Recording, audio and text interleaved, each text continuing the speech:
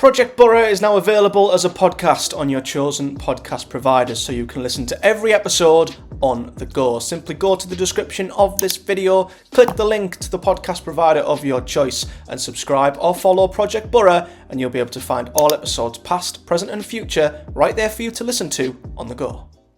Boro beat aside in the relegation zone at home comfortably?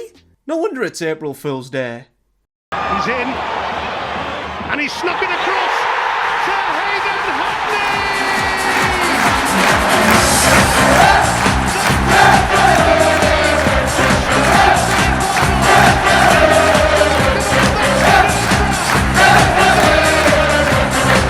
What is up, guys? Matthew here, and welcome back to another episode of Project Boro. And today we are here to discuss a home win for the Boro, the first home win I've seen in the league in person since December the 23rd. So I did enjoy this one, I'm not going to lie. The first Boro win I've seen in person at home, full stop, since we beat Chelsea 1-0 in the League Cup semi-final, which still was in mid-January. But this was a very comfortable win for Boro, and it was in the exact kind of game that has been the opposite of that for Boro this season. We have seen so often Boro hosting sides in and around the bottom of the league. QPR, Plymouth, Huddersfield, Rotherham, the list goes on. We failed to beat every single one of them at the Riverside because our performance levels are either not good enough or we simply cannot break them down. Thankfully today, Boro were cruising through this one and they got the job done in pretty easy fashion. Now, I'm not going to just heap praise on Boro. I think it's safe to say Sheffield Wednesday were absolutely terrible, and I don't think their fans will disagree. Their managers certainly didn't disagree. Post-match, this was probably their worst performance under Danny Rowell, or one of them, which was a surprise because they're a side who were on a slight resurgence under this manager, looked like they were marching towards potential survival, and have just stumbled and have now fell back and are right back embroiled in it all over again. And I think given the incredible support that their fans brought, and they were one of the loudest and one of the best away fans I've seen at the Riverside all season, given their position, they were fantastic.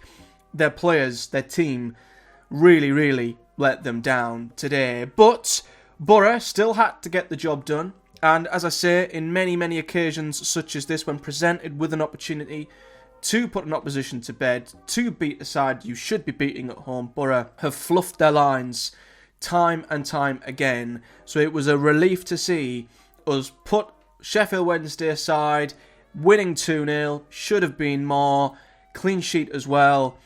And this is what I wish we'd seen against so many sides down the bottom this season, because as we know, our away form has not been the problem. In fact, us playing at home against the top teams hasn't really been a problem. It's been these games that I think truly have cost Boro a place in the playoffs. So as frustrating as it is to say, why the hell couldn't we have done this earlier? At least we've done it now, and that's the big thing. You know, if you look back to all the wishes I had for Boro going into the final 8 games of this season, I just wanted us to upset the top teams, have an impact on the overall title race, which we have done, causing Southampton to drop points on Good Friday.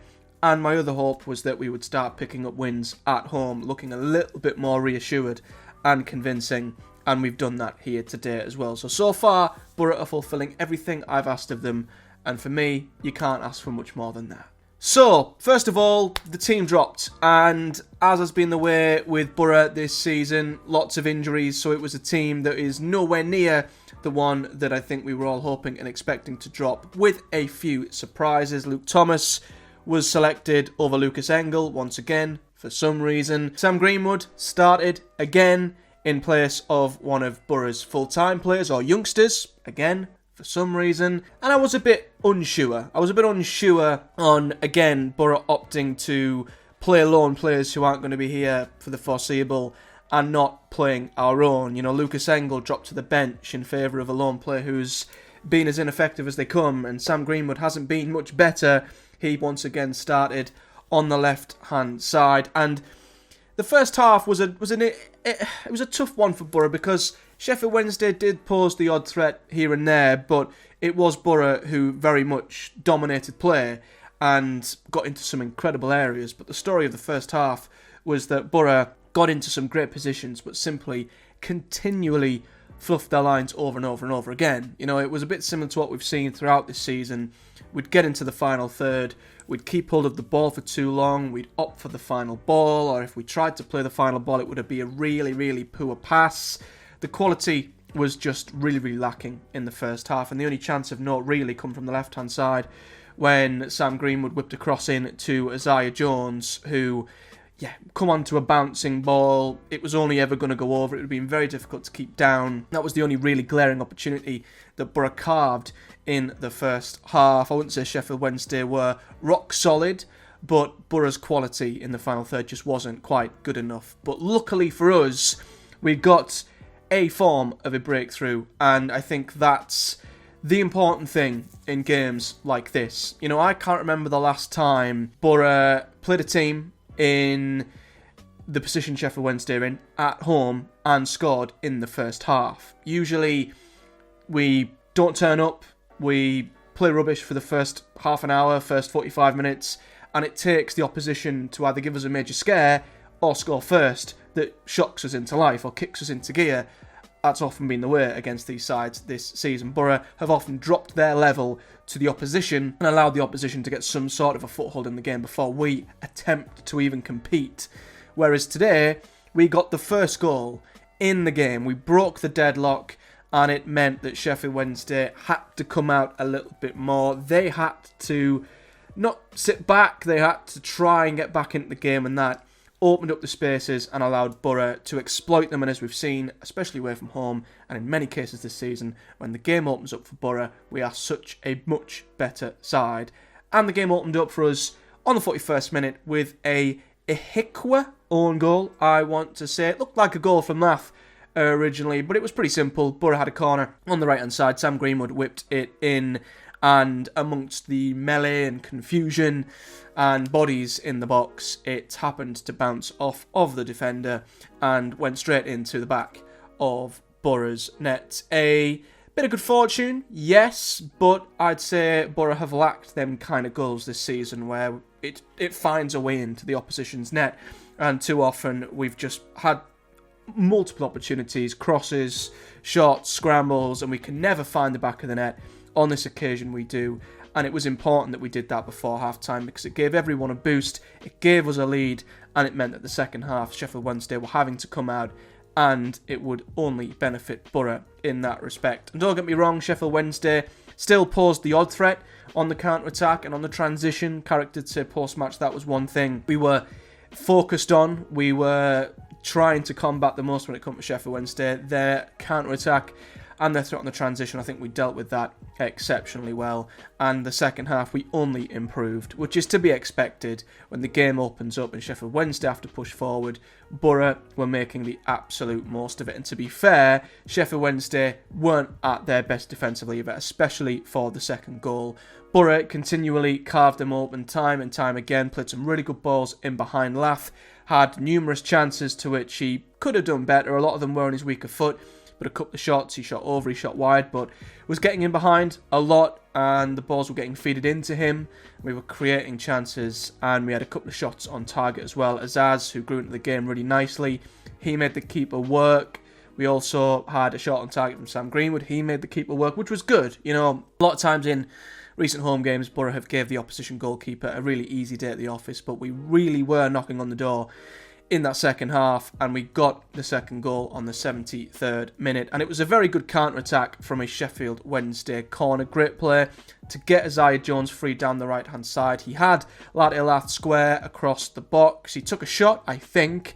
It was classed as a shot on target anyway because it took a mean deflection and looped its way over the goalkeeper into the far corner. Again, a little bit of good fortune with the goal, but it's the sort of good fortune Boro haven't quite had going for them this season when it comes to shots on goal, deflections, etc. It was nice to see this one find the back of the net, but in truth, it was the least that Boro deserved. And I think it was mentioned post-match in the radio commentary, among in other places, that Sheffield Wednesday's lack of urgency to get back in this counter-attack from Boro was quite disgraceful, and I think there's a point to be had there. How easily Boro were able to counter-attack on Sheffield Wednesday and basically get from one side of the pitch to the other with ease is alarming from a Sheffield Wednesday point of view. Boro could have, and should have had more. As I say, it did include a missed penalty later on in the game. We could have had a penalty and should have had a penalty early on. Pretty much as soon as the second half started, Boro come out the far better team, and Lewis O'Brien was absolutely wiped out by what looked like two Sheffield Wednesday defenders, but one of them absolutely got the man and none of the ball. The fact that that was waved away was quite shocking from the referee, if I'm honest. Boro did get the penalty eventually. Handball was given against Barry Bann and the ball looped over the top. He was challenging with the ball. I don't know if it was with Greenwood or Engel, and his arm was out. I don't know if he was looking at the ball, so I don't know if he knew exactly where the ball was, but his arm was, I guess, out in an unnatural position, and it did strike his arm. The referee took quite a long time to make this decision. I don't know if the penalty he maybe should have given at the start of the second half was lingering in his mind, and he maybe thought that because he didn't give Boro a stonewall penalty earlier in the half, he had to give us this one, so he maybe evened out his decisions here. But regardless, he did give Boro the penalty, whether it should have been our second one or not, and we missed it. And it's a strange course of events, this one, because I assume our assigned penalty taker would be decided in the dressing room before the game, and throughout this season, I think Marcus Forss may have took a penalty when he was on the pitch, Johnny Howson and maybe Latte Lath. Howson and Lath were on the pitch at this moment in time. Of course, Howson playing back in defence probably would never have gotten involved. And I would have thought Lath would have been given this one. And I think he deserved the penalty, given his hard work in this game. And Sam Greenwood was the first to pick the ball up. He refused to give Latte Lath the ball. Latte Lath was the only one who come over to him and seemed to want the ball. So that for me tells me that Lath was probably, and it was maybe agreed that Lath was the only designated penalty taker. And Greenwood refused to give him the ball. Greenwood stepped up and he hit the post, which maybe it's karma for not giving Lath the penalty. We're not going to ever know if Lath would have scored himself. But I do find it a little bit strange that Greenwood refused to give Lath the ball and he went on and missed the penalty anyway.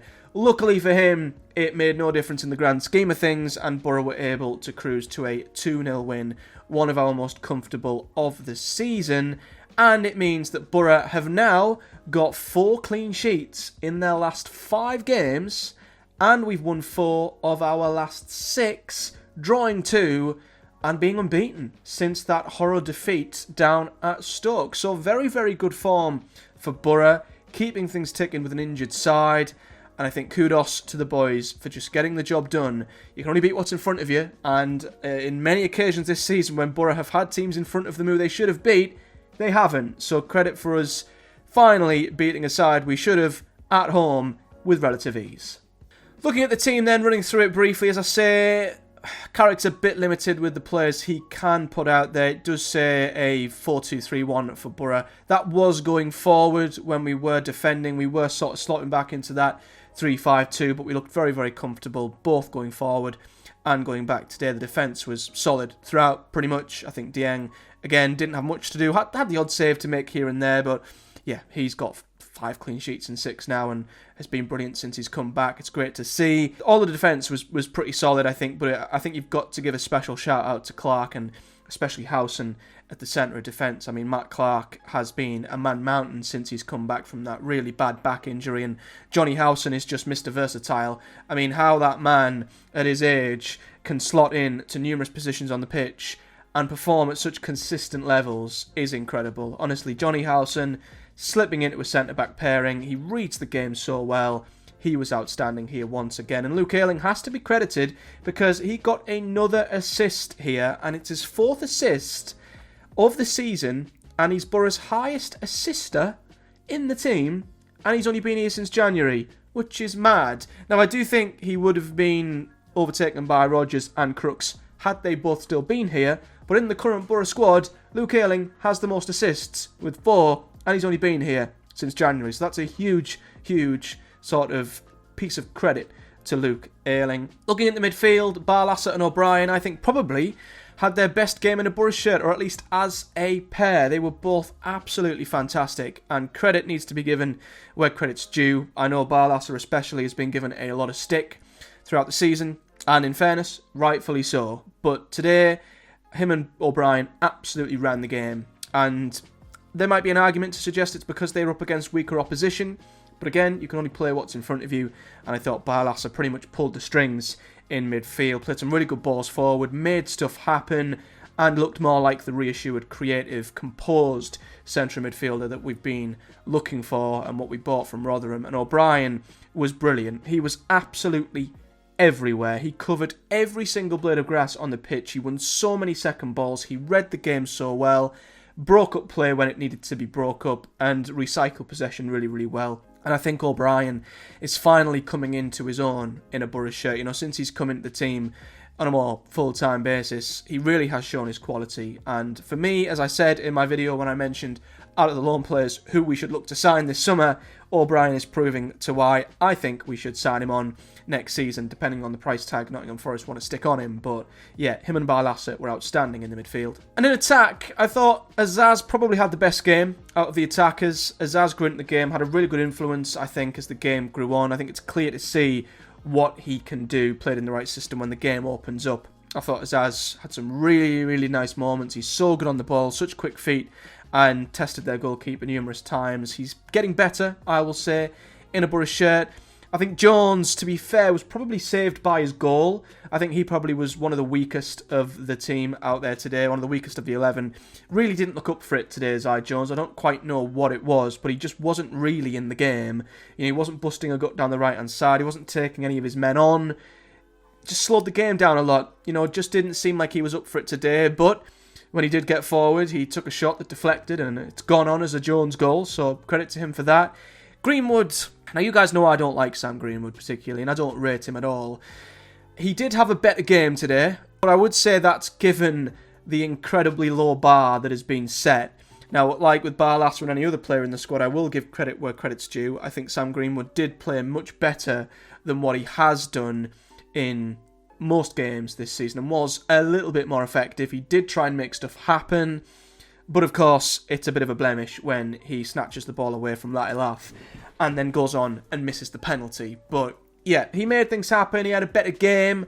It's not going to change my overall opinion of Sam Greenwood, but yeah, he had a better game in the Boro shirt today. And I think Lath as well did really, really well up front. He was on his own. He did well battling for the ball, winning aerial duels with some pretty big defenders. Could have maybe had the penalty and scored himself, but put in a fantastic shift. And yeah, he's a player I'm liking more and more week on week. As for the substitutes, a couple of players come on. None of them really had much of an impact. Engel, Dijksteel, Silvera, Gilbert all come on. And as you can see from the stats and momentum, Boro pretty much had a most comfortable day they could ask for. You know, Sheffield Wednesday didn't really offer much for many prolonged spells of the game. Had a bit of a period in and around the hour mark, and again towards 80 minutes, but Boro pretty much bossed it for the most part, and as I say, should have had more, but luckily the game was wrapped up long before Sheffield Wednesday could make it any more nervy than it needed to be. As you can see, Boro absolutely peppered the Sheffield Wednesday goal. Back to being very creative, I would say. We were back to being our, not creative best, but a lot more creative at home than what we have been. 2.44 XG, 23 shots we had, and 5 on target with 4 big chances, and 4 of them were missed as well. So had we had our shooting boots on, Boro would have probably wrapped this game up by 3 or 4 or maybe even 5. So again, these are games earlier in the season where we would create not even half of these chances, and we would leave the door open for the opposition to steal something from the game and strike a sucker blow. We didn't this time, which was good. Sheffield Wednesday only mustering 35% possession, 0.4 XG, only 2 shots on target. So it's even worth looking at the championship table. I know it's pretty meaningless at this point, but if we were to be in a scenario where results were going for or against Boro, I guess in the best possible scenario, it couldn't have gone better for Boro today. Literally every side from 4th downwards towards Boro either drew or lost. Preston lost, Coventry lost, Norwich lost, West Brom drew, and Hull are currently drawing at Leeds. So the 9-point gap to the playoffs has been sliced down to 6. So essentially, Boro couldn't have had a better day. If you're a fan who thinks or are looking towards Boro getting the playoffs, I still don't. I'm not going to entertain the playoffs until we've got past Ipswich and Leeds, which are our 2 next games after Swansea at the weekend. And if we're still in with a shout, then I can say fair enough. You know, we've dragged ourselves into it, but we've got such tough games coming up, and I think there's still such a long way to go. So I am not getting embroiled in any of that. I still think Boro will fall short of the playoffs this season, but all I will say, like I did at the start of the video, the 2 things I've asked of Boro was to get involved and upset the promotion race, which we have done, and I hope we continue to, and to look more convincing at home, which we have. Quick note on Sheffield Wednesday, as I say, that might be, they'll be able to speak better on this than me, and I hope some of the Sheffield fans who might find this video do in the comment section below, but I thought that was probably one of their worst performances over Danny Rowell, and they're having a bit of a sticky spell, 3 defeats in the last 4, and that resurgent spell has very much stalled, and they're now 2 points from safety. Luckily for them, Huddersfield and Plymouth are just as embroiled in this as they are, but Birmingham and a few others did pull away a little bit, so you could maybe argue it's now Birmingham downwards who you're looking at in the relegation battle. I think everyone from Millwall upwards have probably saved themselves now, just because of how sparse wins are down at the bottom of the Championship. But Sheffield are a team I want to personally see stay up. I think they've got a great fan base. They offer a lot to the Championship. They're a big club, and I hope they do find a way. But as Danny Rowell said, if they play like that, they won't be staying in this league. So, looking ahead then, Boro have Swansea next Saturday, another home game where I simply just want to see our form continue. I want to see us put in another strong performance at home, another creative performance, and another game where we get a clean sheet, take our chances. I hope we'll have more players back. Of course, of the players listed, we know McGree is out. Rav hopefully might be back. Force, we don't know. I think he's out for the season. Coburn, maybe 2. Potentially Hackney and Fry, I don't know, but yeah, injuries have obviously ravaged us, and I just want to see us continue some positive momentum at home at the very least. And as we've saw today, any of the results can happen in the Championship, so all we can do is keep trying to win as many games as we can and see where that finishes us. We'll be back at the weekend. I might trial a preview episode of Project Boro ahead of the Swansea game, since we've got no games between now and then, so keep your eye out for that potentially.